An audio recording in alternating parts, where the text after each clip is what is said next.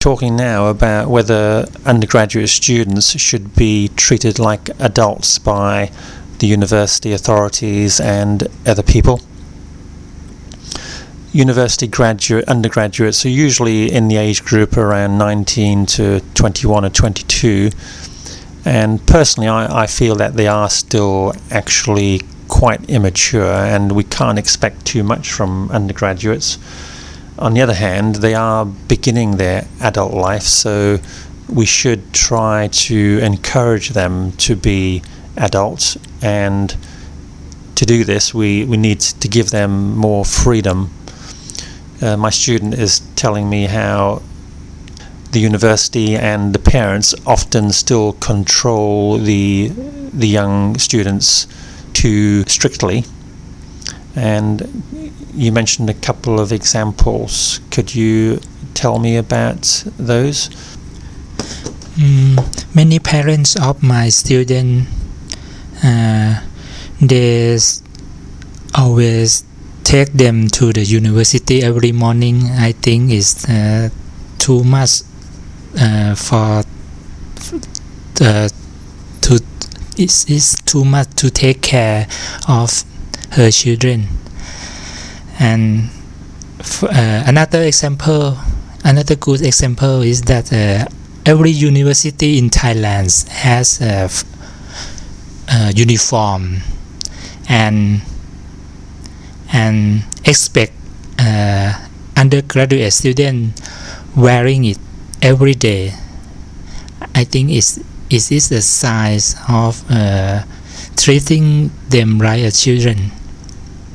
Let me pick up on the first point you mentioned about parents mollycoddling their children, and the example you gave was often parents will take their young children, not that young, around 19 or 20, to the university in the morning. I think this is an especially Asian thing. I don't think this is seen much in the West. In Europe and America, by the age of 19 or 20, students will be finding their own way to university using their own transportation. Do you think that this behavior of the parents, is this because they're afraid for their children, or is it because they don't think they are adult enough to do this by themselves?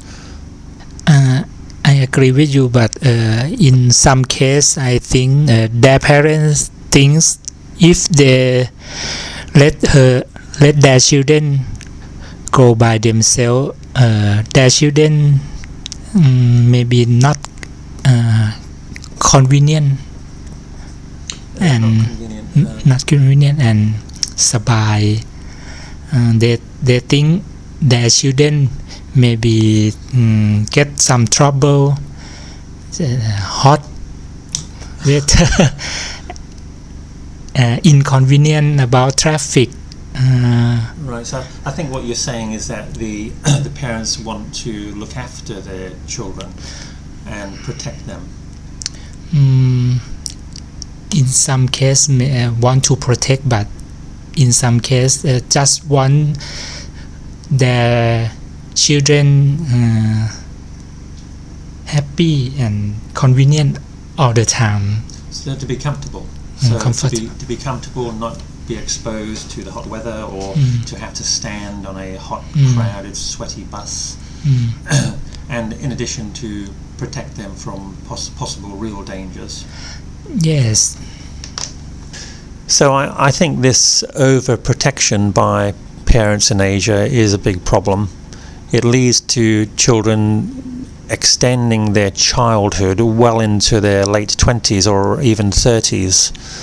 In the West, in America, for example, by the age of 18, children will already be doing everything for themselves, and they will be frequently arguing with their parents. In fact, I'm sure you'll see many comedies on the TV from America where the story is often about conflict between children and parents teenagers who think they are skilled and intelligent enough to rule their own lives, and parents who don't. But in Asia, we don't seem to see this. There doesn't seem to be that conflict between parents and teenagers, which I think, although quite negative, is also a sign that the children are beginning to think for themselves. So, do you see conflict between parents and teenagers, and do you think it should be encouraged? In the West, young people would usually leave home around 19, 20, 21, but because of the financial difficulties nowadays after the financial crisis a few years ago, many young people are finding they don't have enough money to go out on their own, so they are living with their parents longer, and this is often the subject of sitcoms on American TV series, where this conflict between the older children living in the home and their parents can look quite funny and weird. So come back to my earlier question, do you think it is bad in Asia for children to be so close and dependent upon their parents until well into their 20s? I think it's not too bad, but in some case, many cases is too much strain for me. That's some children stay with her parent until their age 30 or more than 30. I think it's look some strength for me. Right. So let me ask you if you think that the mollycoddling of children by their parents in Thailand is slowing the development of the country, because in the West we often see that it is young people who are at the forefront of change. We can think back to the Vietnam War, for example, in America, where young people, especially university students, would be very active in demonstrating against the government's policies, foreign policies, and they certainly had influence on the way the country developed and the way politicians made decisions. Yes, I agree with you, because in my opinion the younger age is something like the period of creativity, and maybe the younger age can produce some provocative thinking, and I think if Thailand lets young people to do or to think something, I think it is a better way to develop my country. So perhaps you can tell me in what way could we change the system in Thailand to encourage younger people to be more adventurous and creative and even rebellious? Which way, right? Yeah, what ways could we encourage them? For example, I think we should let the younger people to have a chance to suggest the policy of the government and think about it seriously more than only one day in Children's Day.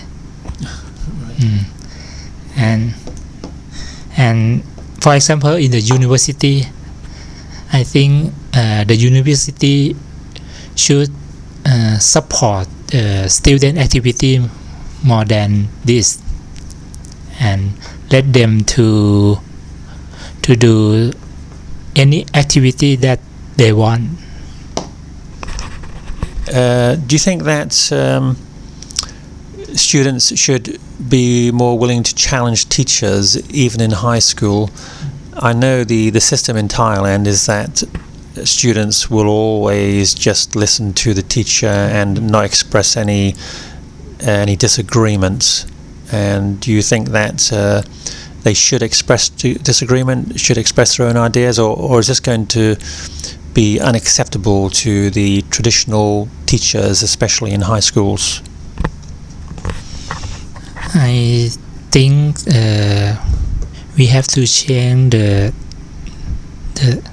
we have to change this tradition, the tradition that the student have to listen teacher and don't have to challenge the idea that the teacher said is not a good way to learning for the children. We have to give a chance to ask and even to disagree with what the teacher said.